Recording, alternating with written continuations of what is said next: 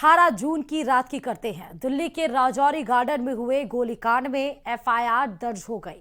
FIR के मुताबिक gang war में कुल 38 राउंड फायरिंग हुई। हमले के लिए आए दिन 3 शूटरों में 2 ने रेस्टोरेंट में घुसकर अंधाधुंध गोलियां बरसाई। गैंग वॉर के दौरान मरने वाले आदमी के साथ मौजूद लड़की फरार हो गई। इस क्राइम को लेकर अब हनी ट्रैप के एंगल से भी जांच शुरू हो गई है। उधर गोलीकांड के बाद सोशल मीडिया पोस्ट में हिमांशु भाऊ गैंग ने जो धमकी दी उसे लॉरेंस गैंग के लिए सीधी वार्निंग बताया जा रहा है। क्या कुछ मसला है, देखिए इस रिपोर्ट में।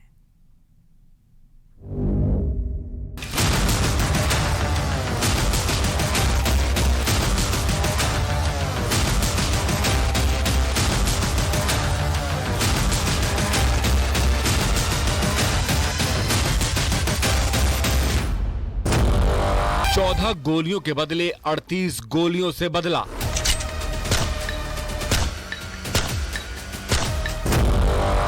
दिल्ली शूटआउट में हनी ट्रैप का एंगल।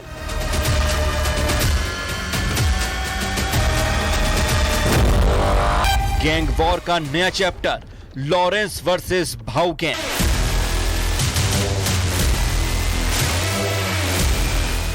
दिल्ली के राजौरी गार्डन में 18 जून की रात कितनी गोलियां चली, इसका सही अंदाजा किसी को नहीं, लेकिन जिसके इशारे पर ये शूटआउट अंजाम दिया गया उसका दावा ये है।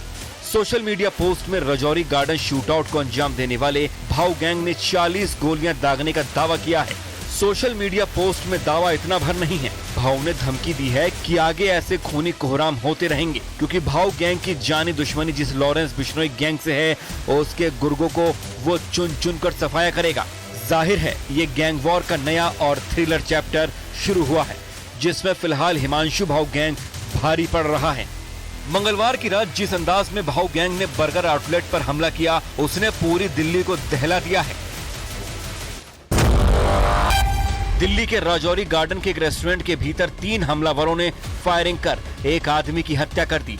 राजौरी गार्डन गोलीकांड मामले में मृतक का नाम अमन बताया गया है। पुलिस के मुताबिक अमन अशोक प्रधान गैंग से ताल्लुक रखता था। सूत्रों के मुताबिक अक्टूबर 2020 में नीरज बवानिया के रिश्तेदार शक्ति दादा की हत्या की मुखबरी का आरोप अमन पर था।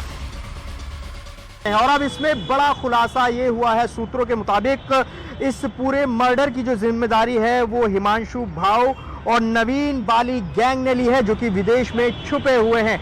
ये बड़ा गैंग वॉर की खबर इस वक्त सामने आ रही है, जो सोशल मीडिया पर पोस्ट वायरल हो रही है। उसके मुताबिक हिमांशु भाऊ और नवीन बाली ने इसकी जिम्मेदारी ली है और उन्होंने ये कहा है कि जो राजौरी गार्डन में हत्या हुई है उसमें हमारे भाई शक्ति दादा के मर्डर का हाथ था। जिस शख्स को मारा है मतलब उस शख्स का हाथ शक्ति दादा के मर्डर में था, इसीलिए बदला लिया गया है।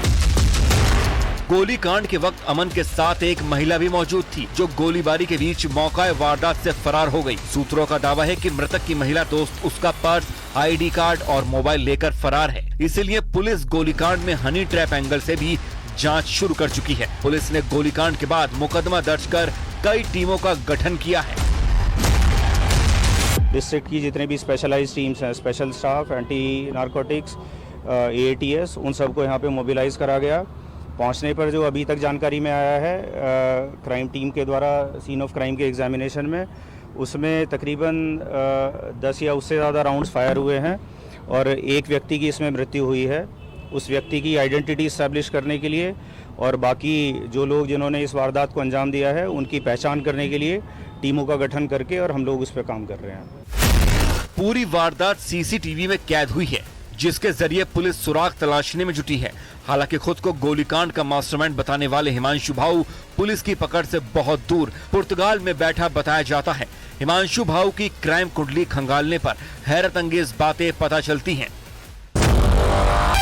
गैंगस्टर हिमांशु भाऊ हरियाणा के रोहतक के रिटौली गांव का रहने वाला है। साल 2020 में 17 साल की उम्र में हिमांशु ने मामूली झगड़े में अपने ही गांव के एक युवक पर ताबड़तोड़ फायरिंग कर दी थी। गोलीबारी के बाद हिमांशु गिरफ्तार किया गया, लेकिन वो नाबालिग था, इसीलिए उसे हिसार के बाल सुधार गृह में भेज दिया गया, जहां वो बाल सुधार गृह से फरार होकर नीरज बवानिया गैंग और बाली गैंग से जुड़ गया, जिनकी मदद से हिमांशु भाऊ भारत से दूर पुर्तगाल भागा।